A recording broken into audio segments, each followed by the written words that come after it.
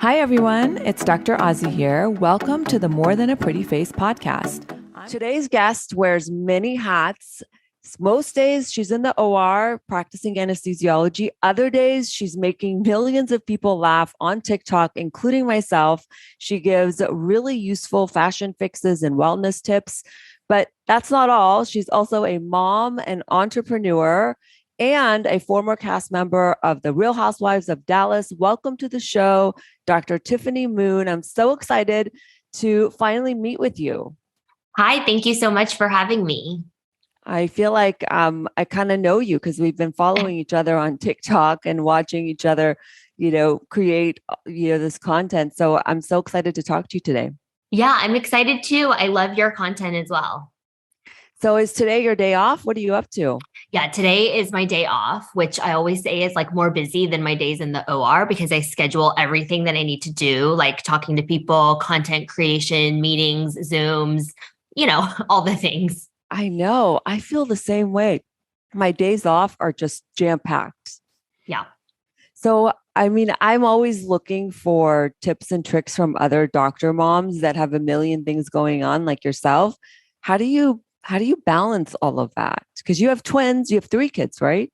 Well, I have twin 8-year-olds that are my biological children. And then I have twin stepchildren who just left for college this Oh my past gosh. fall. So they're out of the house Wow. now. So now I only have 2 kids. But yeah, it's busy. It's always a juggling act. Yes, I feel like I told my husband, I feel like every day I'm just like moving around the schedule. It's like a Sudoku puzzle of scheduling every day. Like this piece has to go here, this has to go here. Nope, we can't adjust that because it'll throw the whole row off. Like, I know. And I feel like now, like with COVID is, over, things are, back to normal and we're sort of back in that pre-COVID era where our lives were so jam-packed. I don't know about your activities or your social calendar, but I feel like it's just things are back. yeah, things are back. And I think people are sort of like coming back with a vengeance because they felt like they missed out on a lot of travel and social gatherings for 2 years. And so people are just like planning massive things all the time. And I'm an introvert at heart. And so it's a little bit overwhelming. I think I need to learn to be more protective of my personal time because for many years, I was just saying yes to every single social thing that came across my desk. And really, it left me kind of drained. So I'm learning to say no. Like, no, I will not be attending that happy hour. No, I will not be attending that charity gala. Like, I really support it, but like, I am not going to be there. Yeah, it's a lot. And I think it's so important when you do have such intense, busy schedules to really carve out that just you alone time with not having any sort of obligation. Yeah, exactly. Well, I'm so envious of your closet. Guys, if you guys don't know, she has the most amazing closet and you have such great fashion sense. And I know when people see that, they just automatically think, you have it all and it maybe just kind of fell into your lap. But I know behind all of that, it took a lot of hard work and years of dedication. And so tell us a little bit about, your background, how you got to where you got today, because there's always a story, a backstory. Yeah, no, it was not dropped in my lap, unfortunately. I was born in China and immigrated to the United States when I was 6 years old.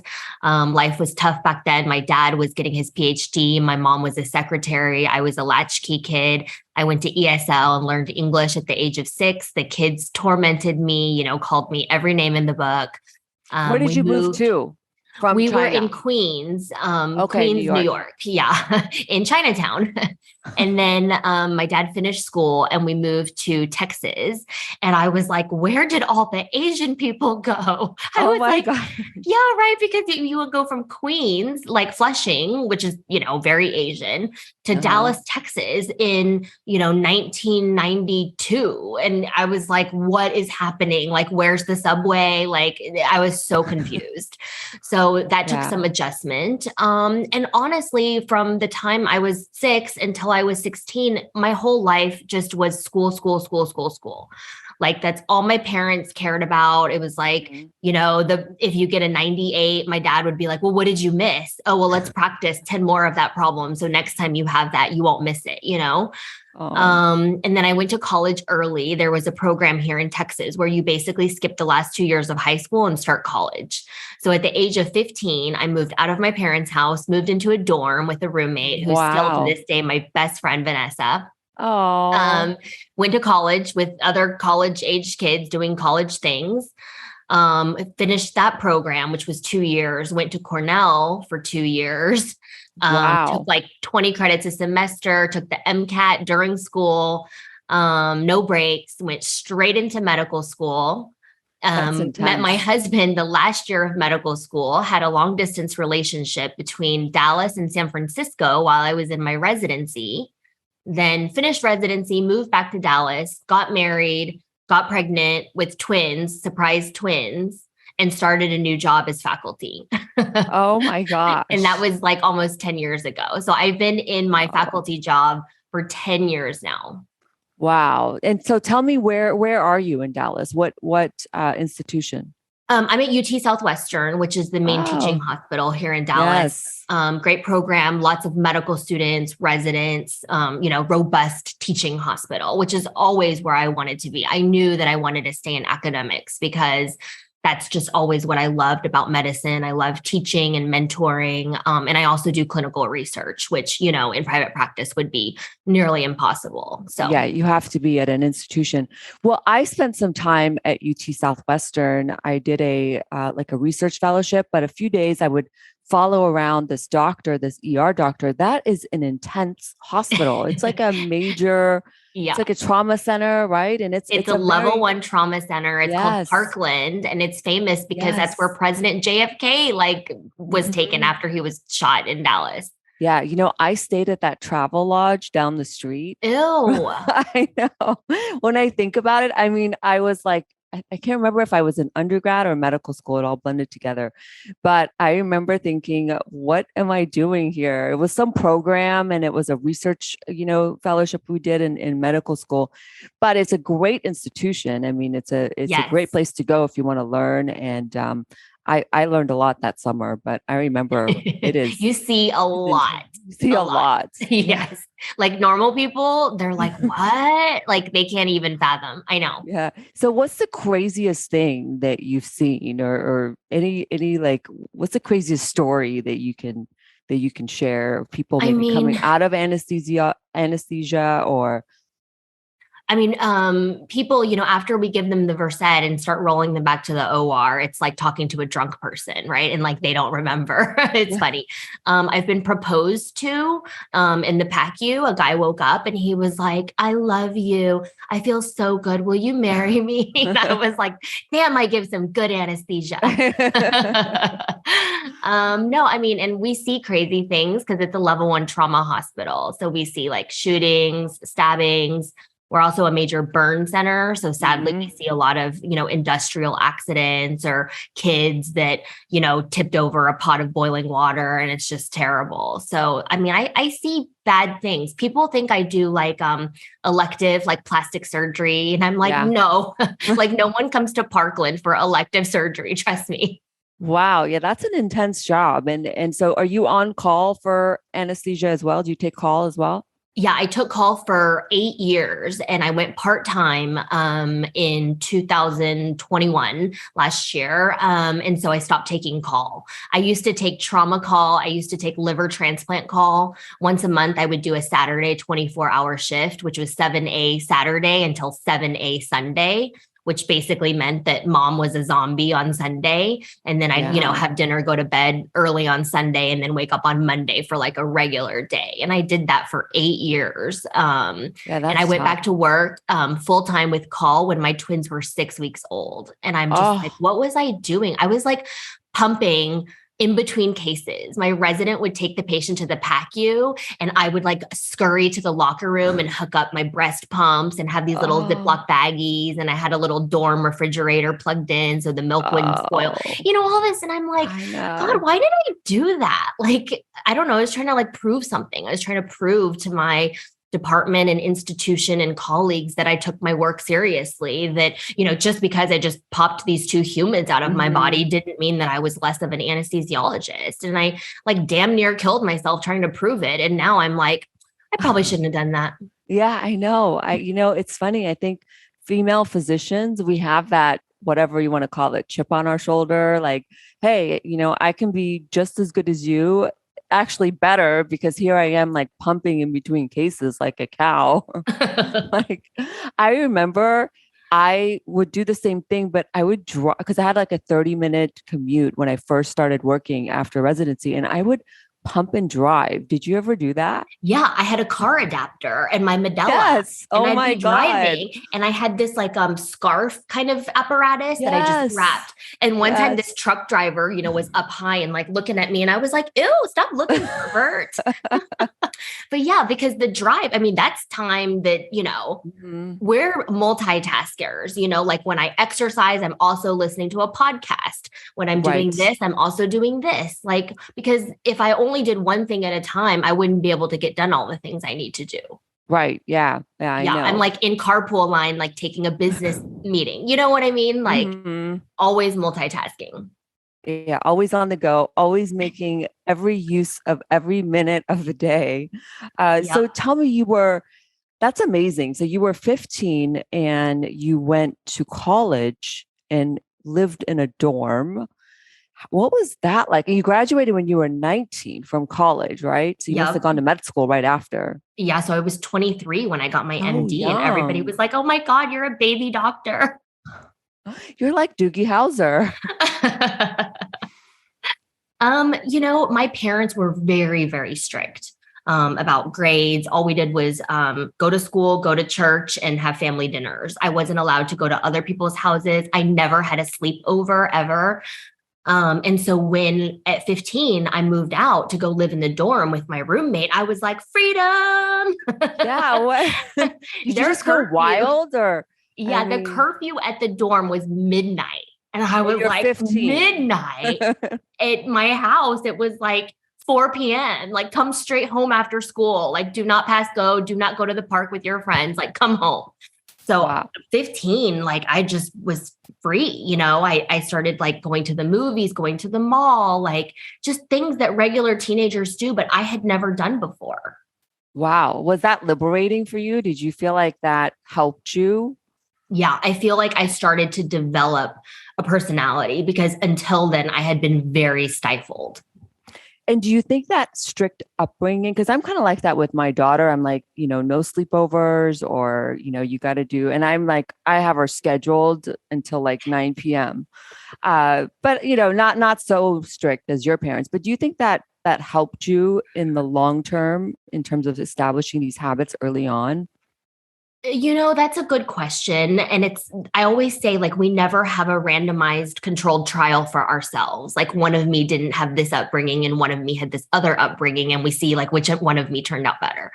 But I think that because my parents were so strict and they always told me like, come home, finish your homework, do some extra homework, and then you can play and watch TV and do all that kind of stuff, that just became so ingrained in me that now, like, I just do work. Like, I don't procrastinate. I don't complain. Like, I just do my work because that's just how it is. And they taught me like really good discipline, I guess. But in some ways, I had a very boring and lonely childhood. Like, I don't have fun memories of playing or being silly. My family never went on vacation. I don't have pictures of, us at the beach or whatever. Wow. And I think that kind of upbringing is a little too strict, especially in today's world. Like, the kids wouldn't even be able to handle it. I don't know what they would do. They would be calling Child Protective Services. I know.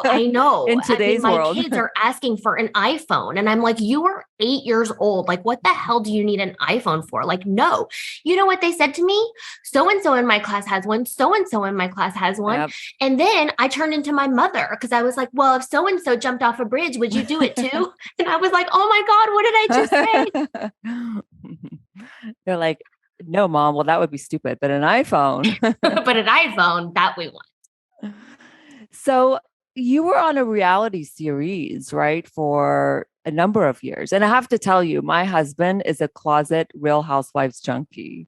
Oh my He God. knew who you were before I knew. I'm like, oh yeah, I see her on TikTok. This was, when we first connected on TikTok, and he's like, watching your show. I'm like, oh, I didn't know that she was on the Real Housewives. So tell us about that. How did you get on that show? And what did your parents think of that? Oh God, I didn't tell them. I was only on for one season. I was on Real Housewives Oh, of Dallas for season 5. My friend Deandra had been on the show for many seasons before that and had, in passing been like, hey, you want to talk to the casting agent? Like, I think you'd be great for the show. And this was when my kids were toddlers. I was full time at the hospital with call. And I was like, girl, crazy. No, like, don't even ask me again. And she kept asking me every year because the way the show works is they ask the current cast members like to recruit their friends, right? right. And Yeah. so she's like, Makes just sense. talk to the casting agent. And so finally, I was like, okay, I'll talk to them. So in January of 2020, they flew me out to LA and I had an interview with their executive producer. And he called me a month later and was like, we want to ask you to be the newest housewife of Dallas. And I was like, are you serious? Like, I honestly didn't think they would pick me because I knew they were interviewing a lot of other fabulous women in Dallas who really wanted it. And me, I didn't really want it. Like I sort of wanted it. Oh, I wanted to see if I could get it. And then they picked me and I was like, ruh-roh. But I'm glad that I did it. People don't understand the principal filming for the shows is usually only 12 to 14 weeks. Ours was 12. So you only film for 12 weeks. I was like 12 weeks, like I can do anything for 12 weeks, right? Like I did anesthesia residency. I used to take 2-3 call, like, psh. So I did it for 12 weeks and then it came out like a few months later and my life like completely imploded. Were you in the media before then, or was this No, like, no? Okay. no, So I you were, barely had an Instagram. Like oh, I see. at that time, my 14-year-old stepdaughter had made my Instagram so that I could follow her. So I didn't even have I didn't know how to work Instagram. Like I was still on Facebook, old school. She was like, ew, Facebook. This was also new to me. And then I went on Housewives and all of a sudden I have like People magazine calling me to talk about, systemic racism. And I'm like, oh gosh. I did not join the Real Housewives to talk about racism, just so that's clear. I joined the show because I thought I had been a good girl my entire life and I wanted to do something, for me that was like for fun, fluffy. I thought I was going to, have the sleepover I always wanted but never had with my 6 new sassy girlfriends. And, it was not that at all. Like now to even hear myself say that, I'm like, God, Tiffany, you're so dumb and naive to think that you were going to go on the show and like be friends with these people. It just, it was such a disaster. So I only did one season and then I said, no, thank you to working with those people again. But yeah, I'm really glad that I did it. People ask me if I regret it. And the answer is no. Like I learned so much and it's opened up so many doors for me. So I'm so, so grateful, but it was a wild ride. Now, did it throw a wrench in any of your friendships? Because you knew all these girls, right? In real life before. No, I only knew one of them. You only knew one. Okay. Mm-hmm. Yeah. And so I'm still friends with her. Oh, that's and good. I never made friends with the other girls because they hated me from the time I showed up. So like my life hasn't changed that much in terms of interactions with friends. Like I still have my same core group of friends. Actually, most of my best friends didn't even watch the show. Yeah. Yeah. Oh. I was like, don't watch it. I don't watch it. I don't watch TV in general, but my husband just loves the Real Housewives. I think he just feeds on all the drama that they portray. Do you have any control over that, or they sort of just run with whatever you put out there? Yep. I mean, if you say it and if you get in a fight, you can pretty much bet that it's going to end up on national TV because they film for hours and hours and hours, which is what people don't realize. Like on the show, maybe a 4 or 5 minute scene at a dinner probably took over 5 hours to shoot. Wow. It takes forever. You're just sitting there. And so it's just long days of just filming. It's long days of shooting, a lot of sitting around. And they're just basically the cameras are up and they're going to catch when the moment happens. They just wear you down. It's like a toddler. Like if you have a tired, cranky toddler, eventually they're going to throw a tantrum. They're like, here's some alcohol and you get no Yes. food and Yep. let's shoot. Yep. That's pretty much That's it. what it Lots of seems like. alcohol and very little food. I'm like, can I get fed here, please? Thank you. Oh my gosh. Yeah. I don't know if I could, I've been approached to do a reality show and I don't know. I was like you. I feel like my privacy is just so hard to give up. I mean, I feel like just being on Instagram and TikTok, you sort of are putting yourself out there. So Yeah. I mean, you're already out there, so just do it. yeah. Thanksgiving feast is just around the corner. So whether you're the party planner or an attendee, I have just the thing for your eyes the morning after. iGlow AM is a multitasker, a lightweight concealing peptide serum that hydrates and brightens the eyes with a cooling tip to depuff those eye bags. Of course, it's formulated with SPF 50 to protect the delicate eyelid skin against UV damage. For podcast listeners only, get 20% off your iGlow AM on AziMDSkincare.com. That's AziMDSkincare.com with code November20. I love to see your glow up, so don't forget to tag me in your stories at Skin by Dr. Ozzy. Okay, I'm just looking at you on screen and you have such amazing skin. Tell me about your regimen. What are you doing?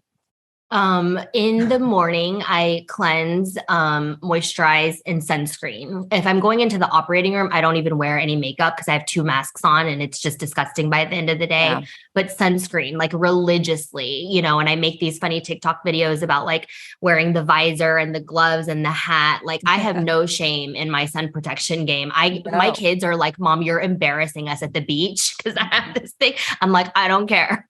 And then at night, I like to use a different kind of serum. And then I have this red LED light thing that I wear for a couple of Oh, minutes. okay. And honestly, this is so bad. When it comes to skincare, like I am a skincare whore. Like I try all the different brands. If I showed you my makeup counter right now, there'd be like 17 different brands. I'm like, this serum, this eye cream, this moisturizer, this lactic acid peel, like all this stuff. Cause I just try like a little bit of everything. So you don't have any product that you're like consistently using or just have used for like, forever and ever and ever. I'm trying to think. No, like lately I've been using this brand called Solwasu, which is like a Korean brand. They have a ginseng line that I love. I've been Oh, using okay. this thing called Droplet, which uses like piezoelectric technology to infuse the skincare into your skin. Oh, I that's love interesting. this lactic acid peel by Dr. Dennis Gross. That's also the little Darth Vader mask thing that I wear is Yeah, from yeah, yeah. Dr. Dennis Gross. So yeah, but I'm not like, there's not one thing that I've used for like the last 10 years because whenever it runs out, I just buy another thing because there's always new stuff. There is. Yeah, Yeah. absolutely. So are you like a 3-step sort of skincare person or are you like a 15-step skincare It's person? 3-step almost every night, except like once a week, it's like the 10-step, like Oh, mask. Like I basically give myself a facial at home. And that's my like oh, self-care Sunday. nice. I love that. I do Yeah. too. So speaking of treatments in the office, I know we had messaged back and forth, and I think you were asking me about Tixel. Did Yeah. you end up trying that Yeah, I or? ended up getting it. Like that's why my face is like a little bit swollen. It's puffy. I had to put on Oh, makeup. I But they said it's like a non-ablative resurfacing. That's what she called it. It's really mild. You have to be careful with Asian skin because it's prone to hyperpigmentation. So you want to go for those lighter treatments more frequently rather than, the big resurfacing cases that, I love to do, but not on Middle Eastern or Asian type skin because you can just, you look at their skin and it's like it pigments. So you have to be Yes. really careful. And Yep. there's so much out there. Do you feel overwhelmed? I feel like the consumer must be so overwhelmed. No, it's overwhelming. Like I looked at the menu of what this, med spa offers and I was like, I don't know these words on here. Like, what is this? What is this? Ablative, CO2 laser, tightening, Fraxel, like Morpheus. I'm like, oh my God. I was like, I just need someone to look at me and just tell me what I need, because I don't know that kind of stuff. What other treatments have you tried? The only laser I've ever done is Moxie because I was told by my dermatologist friend that I have to be like super, super, super careful about lasers. Yeah. And I thought that that was good, but it didn't do a whole lot. You know what I mean? It's light. Yeah, Light. like a lighter version of the Fraxel. It can be similar to like a Clear and Brilliant. Yeah. And you've probably heard of those because those have been out longer. But yeah, there's always new things coming out all the time. And sometimes it's existing technology that makes it better or tweaks it a little bit to make it safer. So yeah, I mean, I feel for the consumer because there's just so much out there. Yeah, I say find a good dermatologist that you trust who understands your skin type and your concerns, and then just let them suggest what you need. I mean, that's because I'm not going to end up reading and learning about this stuff. Like I just can't.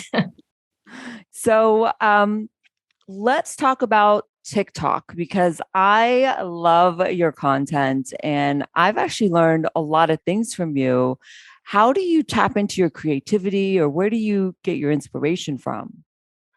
I just live my normal day-to-day life. And then if I'm doing something or there's a new product, I'm like, let's make a TikTok of that. Like it's basically just, parlays my normal life.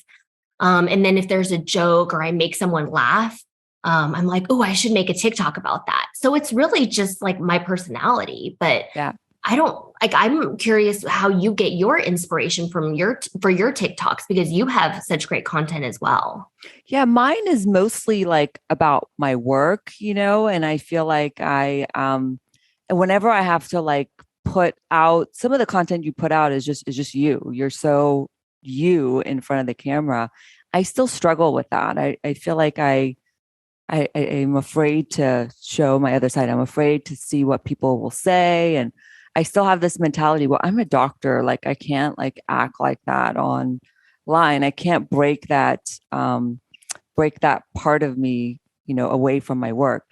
But a lot of it is just people I see in my office have a question. And I think, well, probably a lot of other people have a question about this. So I, create content based on, I guess, my practice, if you will. But Yeah, plus, no, I find I your love dermatology so much. I love my lasers and my toys, and so I have a really cool case. But TikTok's been really hard for me. They've been banning pretty much all my procedure videos. Back in the day, you could post anything on TikTok. You could post a I murder know. on TikTok. You could post like plastic surgery, like blood Yeah, and now one of mine got taken down and it wasn't even, I was like, you took that down? I know. Seriously? Seriously, I know. It Like, wasn't even bad. yeah, I'm so restricted. I don't know if it's because I put it up and a lot of people report it. But then once you get, so many violations, it's like, then you're sort of restricted. You're like, well, I don't want to post another, potentially violating video. Yeah, because So I've had after to, you get shadow banned, because like I don't know what happened, but like lately my TikTok has been whack, like 2,000 views on a video. I'm like, what the heck? Because they're not pushing it out. It's like they call it yeah, shadow banning. I don't really know what that means, but it's not TikTok now is not what it was like a year ago. no, it's not. And I don't find it as fun. And, because you put all this time into creating a content and then they're like, no, that's graphic and violent. I'm like, what? How is that? It's a laser and a I'm before and zapping after. How is someone. that? Yeah, I know. And yeah, so it's a funny platform. And yeah, I feel you though. I think it can be a little bit of a challenge, not knowing what's going on with the algorithm all the time. I feel like it changes all the time. Now, speaking of trends in TikTok, I've been seeing this drug ketamine as a means of for wellness. What is? Can you tell us? Do you know anything about that? Yeah, I mean, ketamine is a dissociative anesthetic. It's a PCP derivative, normally used as a veterinary anesthetic or as an adjunct in general anesthesia. It has pain relieving properties and it's great for our burn cases because it sort of allows the patient to sort of dissociate from their pain. So they're still awake and able to control their airway. And then in the last several years, it's become this like new magical drug because psychiatrists are using it to treat major depressive disorder and other psychiatric diseases. So I think the protocol is like you go to your psychiatrist's office and get hooked up to a ketamine infusion for like a couple of hours. It's a time intensive thing. Wow. And you have to be monitored the whole time because ketamine can increase your blood pressure and heart rate. And so those people have, especially with cardiovascular comorbidities, need to be monitored. And there's been major studies showing people having major improvements in their MDD after, like a 2-week treatment of ketamine. So that's about as much as I know, but it's, I think it's a good use of it. I feel like a lot of these dissociative, drugs are being used for treating things like depression and anxiety. Is it like kind of like hypnosis? You hear people treating depression with hypnosis. Is that a similar state to ketamine? Honestly, I don't know. The dissociative state with ketamine is a little bit weird. Sometimes people have pretty intense hallucinations. Sometimes they're good hallucinations. And sometimes people have bad hallucinations on ketamine where people are like chasing them or, it's like a bad nightmare. So I don't know if like the dissociative state is similar to the hypnotic state. And even people that have done the studies, like if you read the discussion and you're like, well, what is the mechanism by which you think the ketamine is treating major depressive disorder? They're like, we think that it may be this, or we think that it may be the glutamate or the blah, blah, blah. And I'm like, y'all don't know. I know some of this new stuff that comes out, we don't really know because there hasn't been enough time to do some of this research.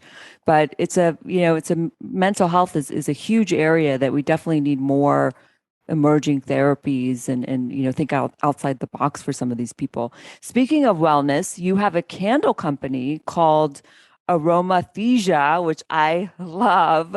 Like you have Botox candle, right? A propofol. Yeah, and we have a ketamine candle. Oh, you have a ketamine candle? There's a ketamine candle, which is pumpkin spice. So it's like right now for fall, it's like flying off the shelves because it's pumpkin spice everything. Yes, I love that. I love that smell of pumpkin spice, especially in the fall. So tell us about that. What inspired you to start that? I've always loved candles. Like if I'm at home and awake, there's going to be a candle lit. Like I have one right now.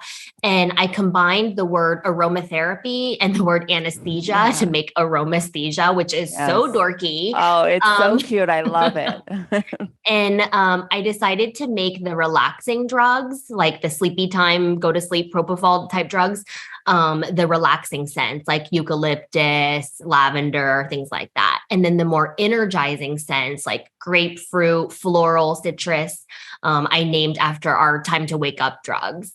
And then I just started, I know people are like, oh, that's so clever. And I just started mixing essential oils and creating different candle scents. It really didn't occur to me when I was doing this mid-COVID. This was like my COVID project when conferences and vacations got canceled and I needed something to keep myself busy. I never really thought that it would become like a full-fledged business. I was just sort of like a passion project and I would like make these candles and send them out to my friends and stuff. And now I'm like trying to advertise on Facebook and all my ads are like getting rejected because the artificial intelligence thinks I'm trying to sell ketamine online. And I'm like, it's just a candle. It's not actually ketamine. It's called ketamine candle. And it didn't even occur to me. See, this is like what a marketing dum-dum I am, that naming candles after drugs would eventually lead to some sort of marketing disaster because people think I'm selling drugs. And I'm like, oh my God, like fentanyl candle. Can you imagine? Oh no. Well, did you hear, speaking of, scents, Elon Musk just put out a new fragrance called Burned Hair. It's $100. It's like he like sold out or something like that. He sold out like $1 million worth of these $100 candles that smell like burned hair. To hire his marketing team then. For aromasthesia. He is the marketing team. I know. He just has to slap his name on anything in itself. Yeah. So, yeah. Yeah, maybe ask him how he advertised on Facebook to get. Yeah, let me tweet Elon and see if he'll respond to me. So that's amazing. I have to check it out. I love that. That's so creative. You're just so creative. I think you're one of those people that has the science and they talk about the brain. Aside from the candles, tell us about your wine company because you also have a wine company, right? Yes, yes. So I did Wow, my girl. residency. Wine and candles. I'm like the wellness queen over here. Just I want to come to a dinner party. yes, let's hang out. The wine company is called Three Moons Wine, and it was started by my husband and I when I was a resident at UCSF, and we were in a long distance relationship. And so he would fly to San Francisco for the weekend, and we'd drive up to Napa and visit all the different wineries, go wine tasting, and we made friends with a really good winemaker, and just ended up befriending him and talking because wine people can talk about wine all day long and drink Yes. wine all day long. Like we'd start at like 10 a.m. with the tasting. And we just made friends with him. And one day he said, I work with a private winery. And if you guys want to try your hand at making a barrel of wine, I could introduce you. And we were like, okay, that sounds fun. So we made our very first vintage, and I think in 2009. And then every year we would make like a couple of barrels and we would give it to our family and friends. And then when I was on Real Housewives, it was shown on the show. So then all of a Wow. sudden, I'm getting all these emails and DMs on my Instagram that was like, where can we buy Three Moons wine? And I was like, Wow. well, it's not for sale because we don't have a liquor license, but I can see Oh, about getting one. So we got with the oh, local distributor. And so now it goes through oh. them and you can buy it online. And we sold out. Like, Oh I my wish gosh, I could go amazing. back and make like 2020 Cabernet, but I can't. We only made 3 barrels and it's all sold out. Like, I Oh, have no juice left. oh my gosh, So amazing. So it's it's in Napa amazing. Valley, It's then so the fun. winery you have. It's all Napa. And every October, we go to harvest because that's when they pull the grapes off the vines. It's a big old party. And then we go back in like March or April to blend because we age our wine in Hmm. oak barrels and we have to Oh, that's so taste and cool. blend.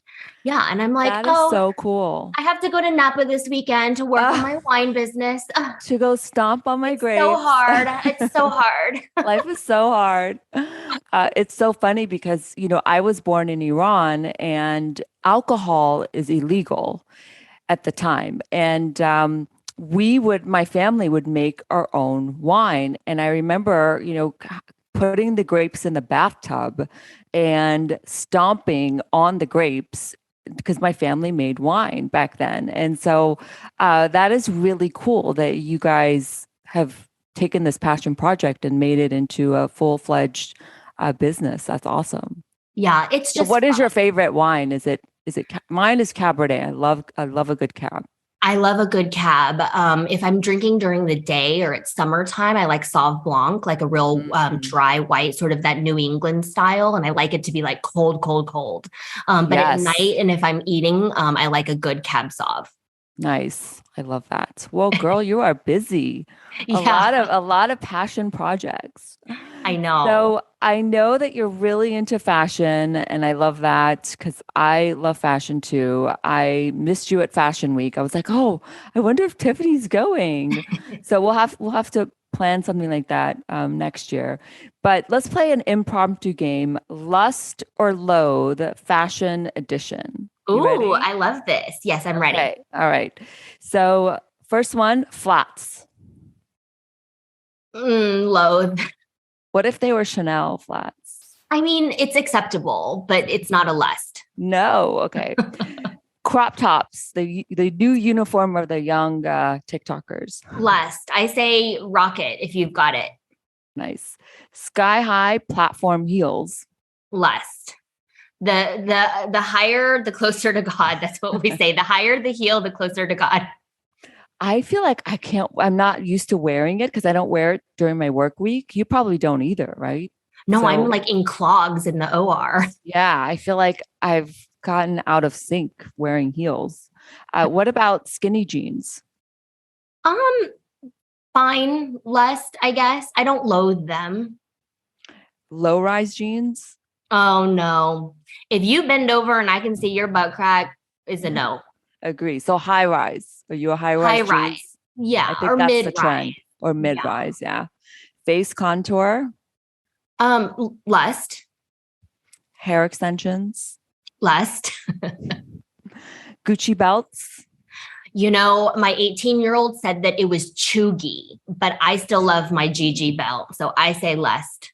Toogie. What does that mean? Oh my God, it's this word. It's CHEUGY. And it means like Cheugy. that's Chuggy. so Oh, over it, like chuggy. chuggy.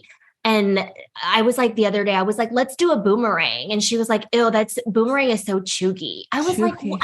I guess I'm just chuggy then. I know. Like the young people, it's like things that were cool like back then, but they've moved on. And if you're still doing that, then you're chuggy. You're chuggy. So what about, does your daughter use low key and high key? That's low key Yes. chuggy. Yeah. Low key, high key, that's cap, that's sus. Hey, bestie. Yeah. I'm like, all of a sudden, I'm bestie. Now, if you say the word sus or cap, are they like, Mom, never say that again? Yeah. Did you Yeah. do that? Because Yeah. mine does They're that. like, ill. I'm like, cringe. I was like, hey, girl, fit check. And she was like, ew. No. So do your kids help you with TikToks? Yeah. Or My 18-year-old stepdaughter, who's now in college, she left me. I was like, are you sure you want to go to college? You don't want to stay home and just be my TikTok producer? She's the one that signed me up for TikTok, shot my TikToks, edited my TikToks. Like she did everything. yeah, mine too. I think I would be, lost without her because she helped me a lot too. Yeah, I'm a little lost right now.